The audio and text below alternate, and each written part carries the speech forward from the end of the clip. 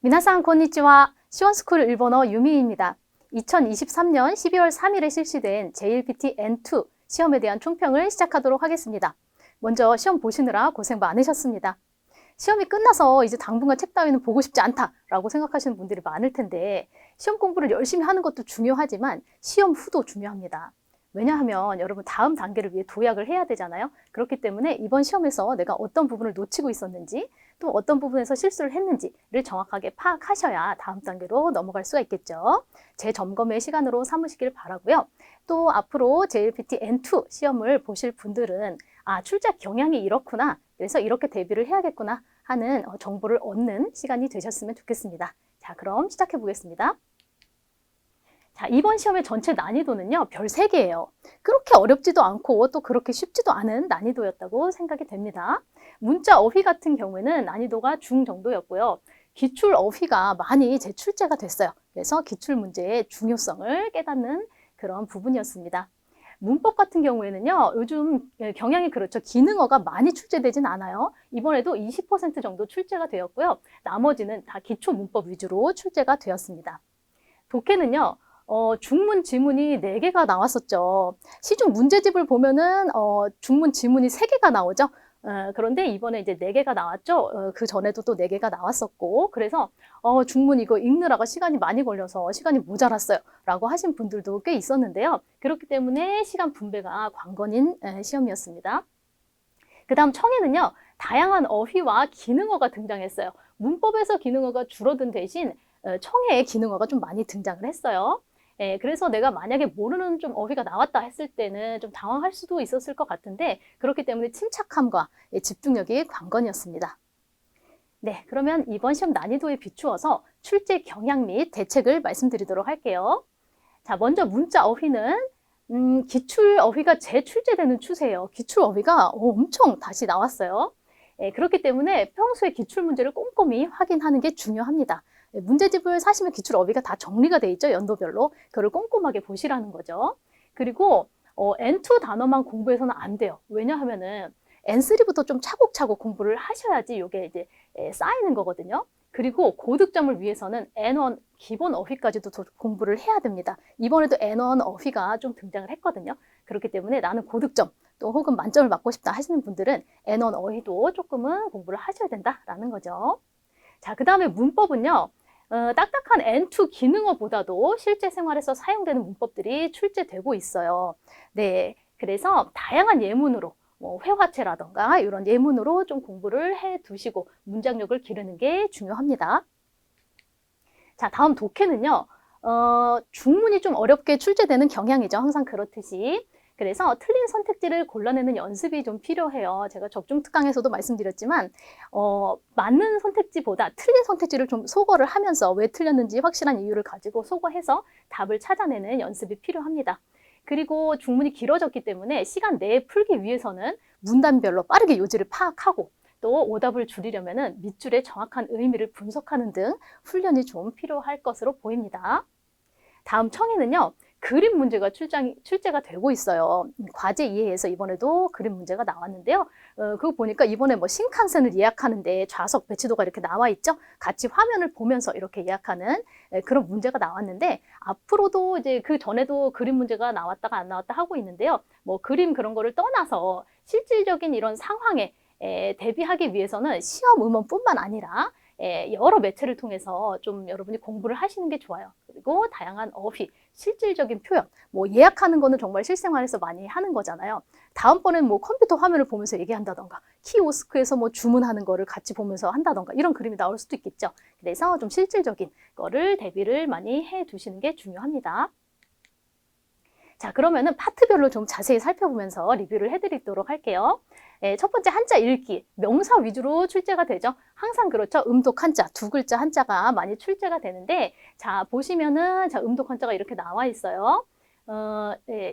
젠료라는 거는 좀 생소할 수도 있었어요. 왜냐하면은 N1 어휘거든요. 그렇기 때문에 이거 뭐지? 좀 당황하실 수도 있을 것 같은데 샌료 이런 것도 같이 나왔잖아요. 그렇죠? 그래서 선택지에서 좀 헷갈릴 수도 있는데요. 선량한 젠료나 이거를 이제 기억하셔야 되고 착할 선자는 항상 젠으로만 읽히거든요. 그거를 기억을 하시기 바랍니다.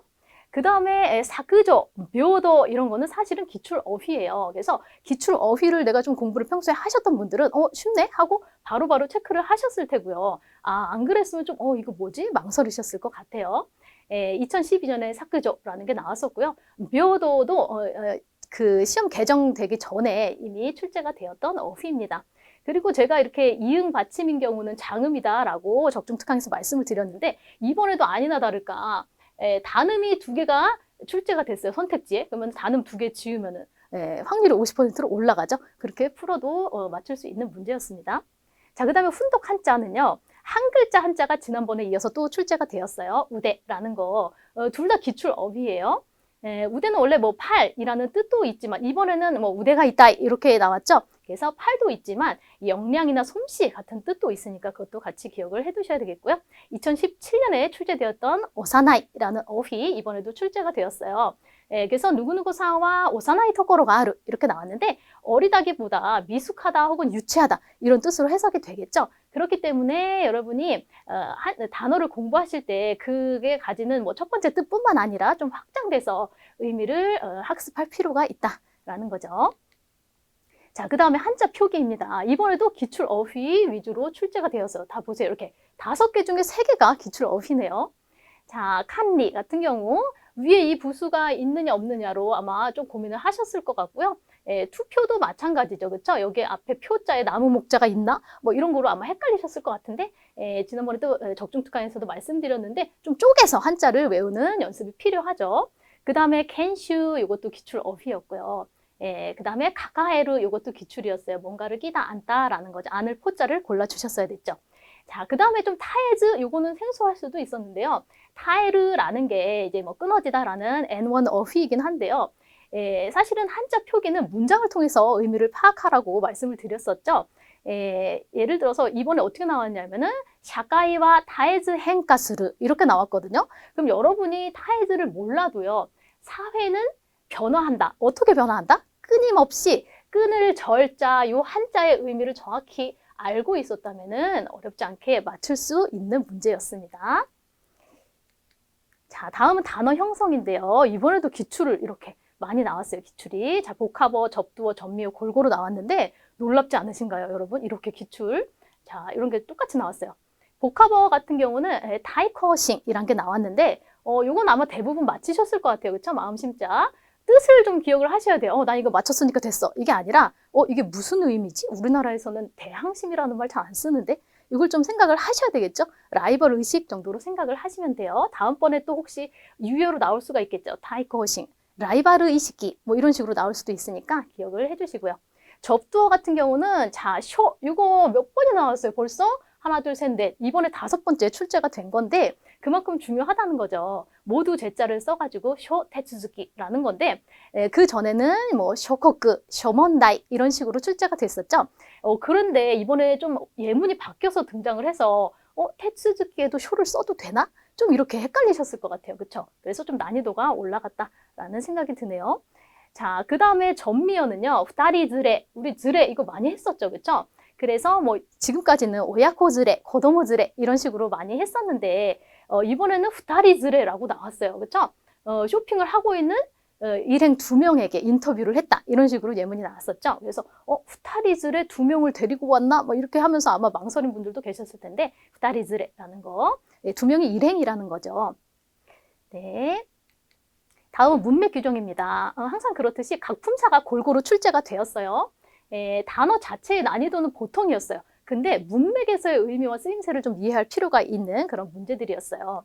예를 들어서 와다이니 나테이르, 화제가 되고 있다? 이렇게 보면 그냥 쉬워 보이죠, 그렇죠? 근데 예문이 어떻게 나왔냐면은 뭐 어떤 캐릭터가 인기가 있어서 젊은이들 사이에서 화제가 되고 있다 이런 거였거든요, 그렇죠? 그래서 뭐 카다이, 과제 이런 것도 나왔지만 그게 아니라 문맥상 화제가 되고 있다가 들어가야 되겠죠.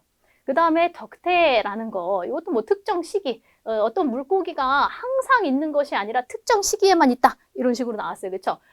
오답 중에서 뭐 겐테, 한정 이런 것도 있었는데 그게 아니라 특정 시기 이렇게 골라주셔야 되겠죠. 그 다음에 동사, 선생님의 발음을 마네르, 모방하다, 흉내내다 라는 게 나왔고요. 스루 동사는 거가이시다 라는 거, 후회했다인데 이 앞에 요거를 알아야지 풀 수가 있겠죠. 아야마라 나카타 것도 거가이시다, 사과하지 않은 것을 후회했다 라는 거죠. 자, 그 다음에 복합동사는 조금 어렵게 나왔어요. 왜냐하면 머리아가르라는 동사가 N1 어휘이기 때문에 그렇죠.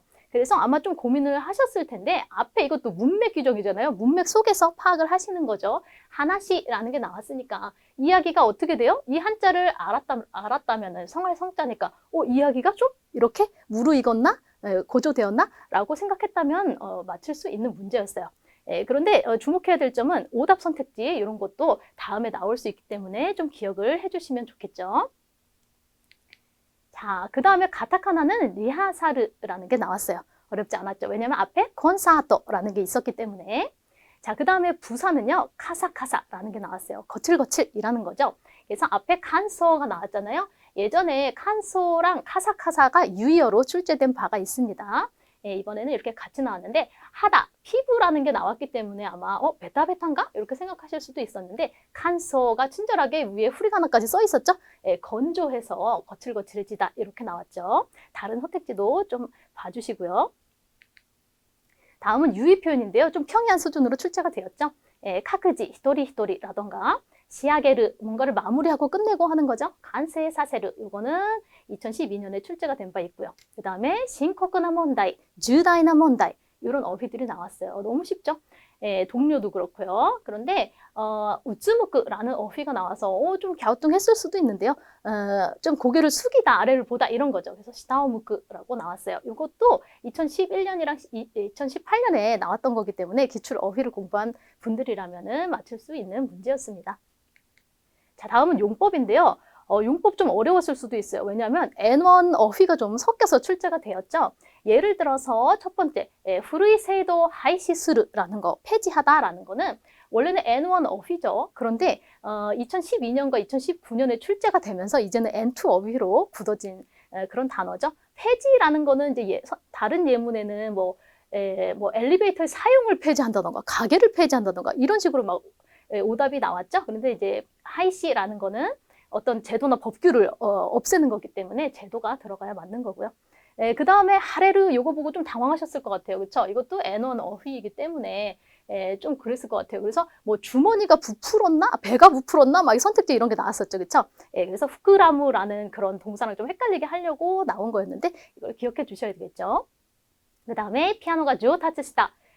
코토시노 크레와라는 거. 크레는 뭐 해질녘 이런 뜻도 있지만 여기서는 연말이라는 거죠. 그렇죠? 그래서 저물 모자가 써 있으니까 한 해가 저물어 가나 보다. 이렇게 이해를 하셨으면 골라낼 수 있었던 거였죠.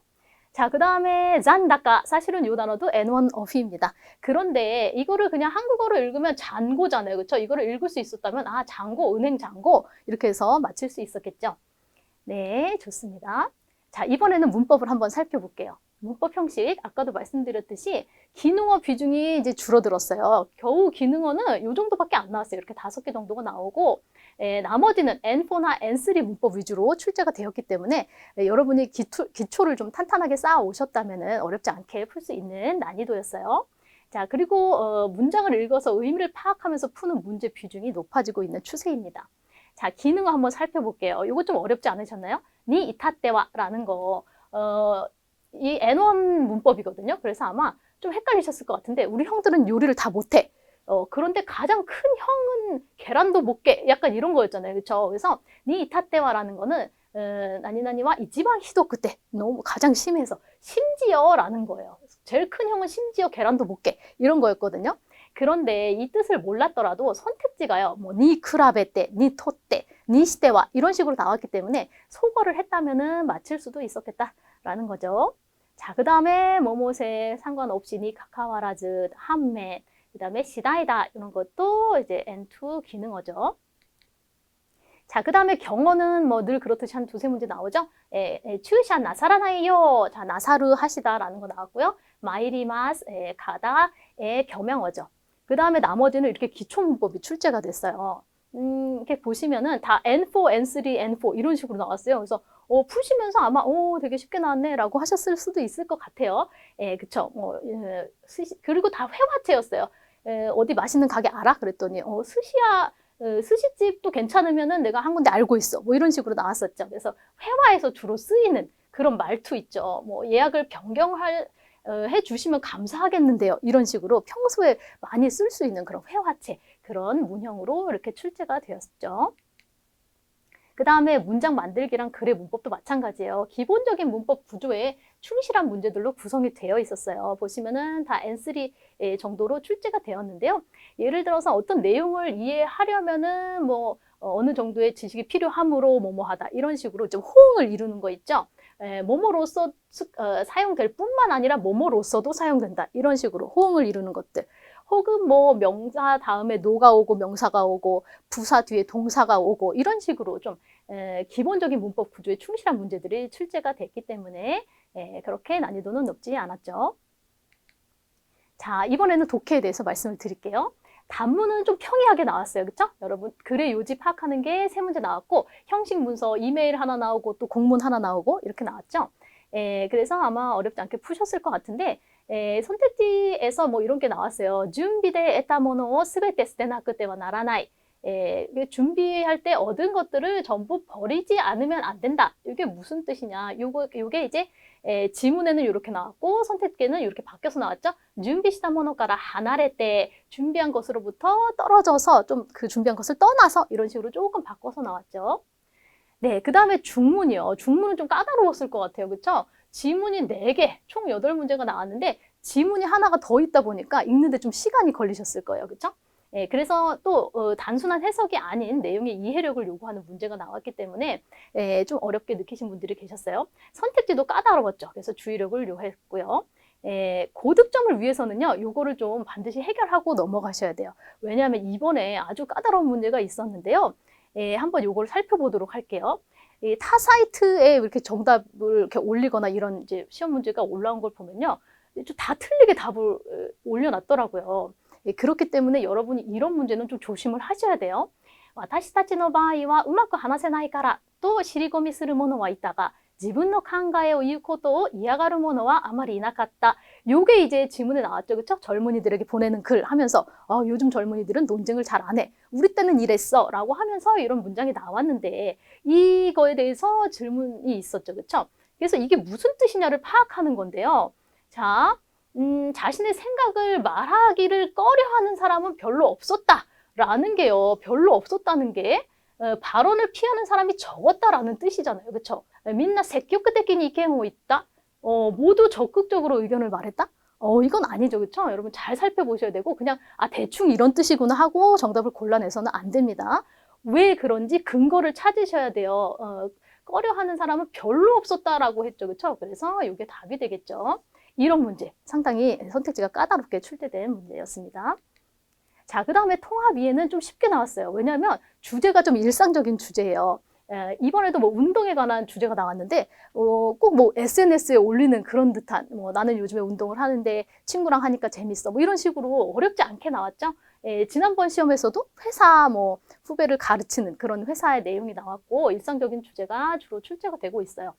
그리고 또 문말 표현에서 필자의 생각이 좀 확연하게 드러나는 그런 문제였기 때문에 예를 들어서 나니나니 코토가 다이지다 또 오모 이렇게 직접적으로 얘기를 해주고 있었죠. 그 다음에 뭐뭐 해 나가고 싶다 테 이키타이 나니나니 코토니 의미가 아루 또 오모 뭐뭐 하는 것에 의미가 있다고 생각한다. 이런 식으로 문말 표현에 필자의 생각이 드러났기 때문에 필자의 생각을 찾아낼 수가 있었죠. 자, 그 다음에 장문 같은 경우는 밑줄에 이유를 묻는 문제 2문제, 그 다음에 필자 생각을 묻는 문제가 1문제 나왔어요. 세 단락으로 나뉘어져 있었고요. 문제도 세 문제였기 때문에 단락별로 이해하면서 순차적으로 풀면은 큰 어려움은 없었을 것이다 라는 생각이 듭니다. 장문에서 필자의 생각을 묻는 문제 중에 이런 게 있었어요. 요즘에는 좀 아이들을 너무 보호하려고 한다 라는 이제 그런 내용의 글이 있었죠.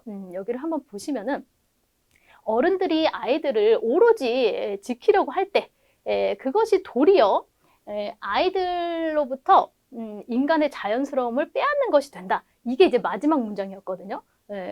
인간으로서의 자연스러움을 빼앗는 것이 된다라는 거는 필자가 빼앗으면 안 된다라는 얘기를 하고 있는 거거든요. 그렇기 때문에 선택지에서도요. 뭐뭐 할 기회를 나쿠사나이 호가이 없애지 않는 편이 좋다. 이걸 고르셔야 되는 거죠. 이거를 좀 주의를 하셨어야 되는 문제였습니다. 자, 그 다음에 정보 검색 같은 경우에는 질문의 조건과 제시된 정보를 꼼꼼하게 좀 대조해서 읽었어야지 실수 없이 풀 수 있었어요. 시간이 모자라서 막 대충 봤다면은 좀 헷갈렸을 그런 문제였거든요. 그래서 질문의 조건, 그 다음에 제시된 정보를 좀 비교하면서 풀었어야 된다라는 거죠. 자, 청해 한번 살펴보도록 하겠습니다. 과제 이해 같은 경우에는요, 이제 그 주제가요, 뭐 학교 생활, 그 다음에 회사, 가게 이런 데서 이루어지는 회화로 나왔어요. 그래서 좀 평이한 수준으로 나왔고, 선택지가 주어졌기 때문에 선택지를 보면서 순차적으로 들으면은 어려움 없이 풀 수 있는 난이도인데요. 한 번 딱 놓치면 좀 속도를 따라가기가 쉽지 않았을 것 같다는 생각은 했습니다. 속도를 따라가는 게 관건이었죠. 그 다음에 포인트 이해 같은 경우는 이유나 문제점을 파악하는 문제가 이제 나오는데 이번에도 중요도를 나타내는 표현 뒤에 정답이 왔어요. 예를 들면은 대 이유 요리와 뭐뭐보다는 그렇죠. それはいいんですが何々のも悪くないですよ. 대 이유ところが特にいい. その一方で 이런 식으로 중요도를 나타내는 어휘 뒤에 그 다음에 정답이 왔다라는 거죠.